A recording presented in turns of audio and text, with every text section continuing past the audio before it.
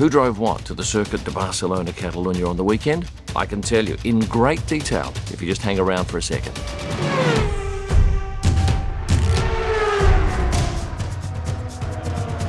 Every driver, every car, starting off with Lewis Hamilton in this EQC 400. Over the past year or so, Lewis has used this car quite often. Almost always, there's three of them in there, Lewis, Angela, Lloyd. I'm told it's a very comfortable car to drive. Now, the promotional material says it charges in 40 minutes, but I spoke to somebody who was actually driving one of these and said it's more like an hour and a half from empty to full. George Russell was also driving a car of similar colour, but a GLE 63, the bi-turbo 4MATIC. 4MATIC, well, that's Merc speak for all-wheel drive. This is the GLE 63S. This is the more sporty option, comes in a number of different colour choices. And I had a chat with Aleix Casanovas, who's George's trainer. Not about cars, it was actually about how more popular George is after moving from Williams to Mercedes. And he mentioned that normally they would go for a coffee after training in the UK, but they can't do that anymore because too many people come up and interrupt their chats. So where is the car park at the circuit? It's adjacent to the main swipe gates in the middle of the paddock. But it filled up quickly at this race, and there's no individual spots for the drivers like at other tracks where they have their names on a sign.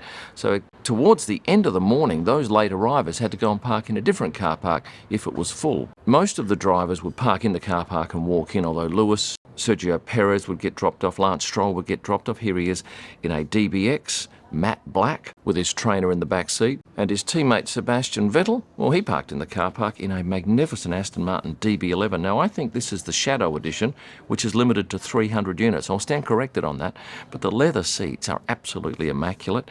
And I can tell you that the next race, if you're watching this upon release, will be the Monaco GP, and he won't be driving a car in there. He'll be arriving on two wheels. It's a brand new bike. I've been given the heads up, and it will be debuted at the Monaco GP. More about that in my next What the Drivers Rode video. I got most of this information on the Thursday, and I actually forgot my power adapter for my gear on the Thursday, which meant I had no power. But luckily, I carry one of these devices. This is an Omni 20 Plus from OmniCharge. It allows me to power things like my laptop, my mobile phone, even my camera batteries. And for someone like me that's moving about, often I'll need extra power when it's not available. It charges in under 3 hours, and then I can run my laptop out of the USB-C port or any other device out of this barrel port. Oh, and the DC port even has a built-in charge control, allowing it to charge directly from solar. If you travel, the Omni 20 Plus is an absolute must, and you'll find a link in the description below where you can get online and order one now. I love the thing. Let's get back to What the Drivers Rode. Mick Schumacher was on his MT-09 Yamaha. In fact, I caught his trainer, Kai Schnapke, going for a ride at some point. I'm pretty sure that Mick was staying in a motorhome near the track, as were a number of the drivers, because as you know, the traffic was horrendous. And it held up a lot of the drivers coming in to do fan zone appearances early on the Saturday morning, and the line leaving on Sunday night was ridiculously long. Have a look at this. Anyway, F1's sorting that out with the organiser. I don't think that'll be happening again. Kevin Magnussen driving this BMW X5 xDrive 30D with the M Sport badge. This is a diesel. It gets around 40 miles to the gallon. That's pretty darn good. It's a family car for a family man, as he had his wife and daughter with him at the track, and here they are seen leaving on the Sunday night. And this car, where did it come from? This was a sixth rental car. What about the race winner Max Verstappen? He drove a Honda, obviously, and once again it was the Honda Civic Type R. He had a white one. Sergio Perez was driving the Sonic Grey Pearl. These are front-wheel drive cars, and in fact a new front-wheel drive record was set recently at the Suzuka track in Japan with the 2023 Honda Civic Type R. Although I'm not sure they'll release it in this particular colour. Be interesting if they did. Alex Albon was driving a DS7 Crossback E-Tense. This is a hybrid. This car I've never seen in Australia. It comes from their parent company Citroën, although it's a standalone brand. Gets about 74 kilometres on a single charge around the city. Looks okay. The reports say that it's well appointed with a classy interior, but I'm told it just doesn't match the more established European rivals. And apparently there's no real financial advantage in buying one, but then again Alex wasn't buying one, he was simply driving it to and from the track and enjoyed the ride. His teammate Nicholas Latifi driving this GLC 200D, D being for diesel. It's a luxury compact car. That's what the LC stands for, and seats 5, although they only had 2 in their car. My favourite car of the weekend, though, was Carlos Sainz's Portofino M. He came in with the roof off on Thursday, actually got the wrong entrance and parked here, realised he was in the wrong spot and went around.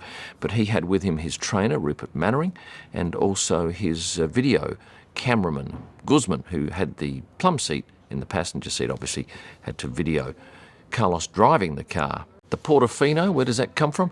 Well, it's named after a beautiful fishing village in northern Italy near Genoa. And the M, well, that stands for modificata. That's a term used by Ferrari on its midlife facelifts to the car. It is a four-seater, although it is very tight in the back. Ask Rupert, he had to sit in there. And when they eventually went around and parked in the car park, there was a small gathering to witness this momentous sight. We had Netflix, we had F1, we had Ferrari's photographer, me, and there might have been a couple more just outside the frame. And price-wise, how does this stack up to, say, Seb's car? This one's slightly more. Oh, and the roof comes off in 14 seconds. Next up, his teammate Charles Leclerc was driving a black Roma, as he does a lot.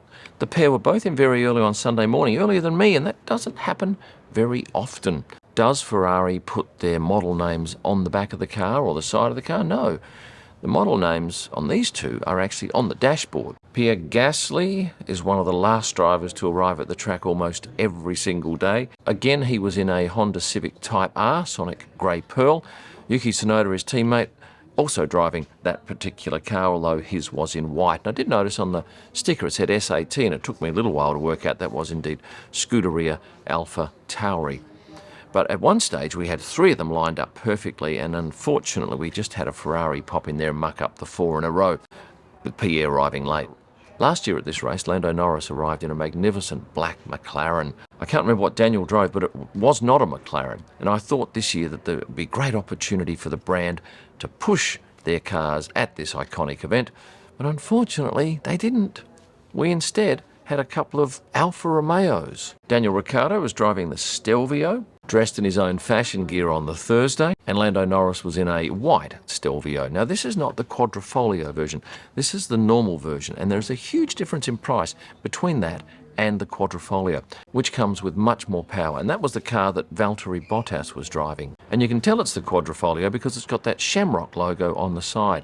What is the heritage involved in the Shamrock logo? I can tell you a little bit about that too. First appeared back in the 1923 Targa Florio. It's been the symbol of Alfa Romeo racing cars ever since. You can see it here on the side of Valtteri's F1 car, and today it appears on both the Giulia and the Stelvio, certifying their sports mission and exclusive technology.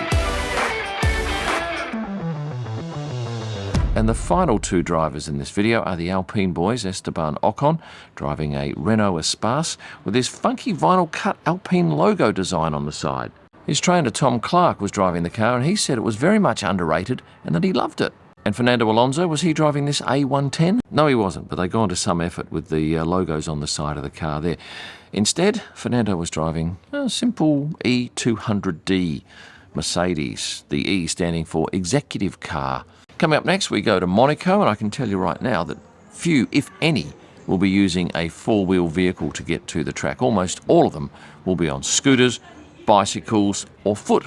If you've enjoyed this video, please hit the like button, subscribe if you haven't done so, and get this, my Pierre Gasly signed prints have gone very quickly. You can even pick the number that you want because they're all individually numbered and will be sent to most countries in the world. While you're at kimillman.com, you can find photo books, wall art and merchandise, and for my best pics live from the track and all during the week, head to Instagram and search @KimIllman.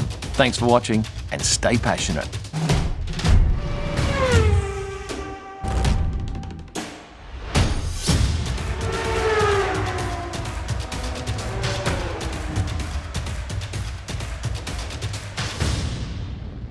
I've done a collaboration with Pierre, 100 prints framed, hand signed with a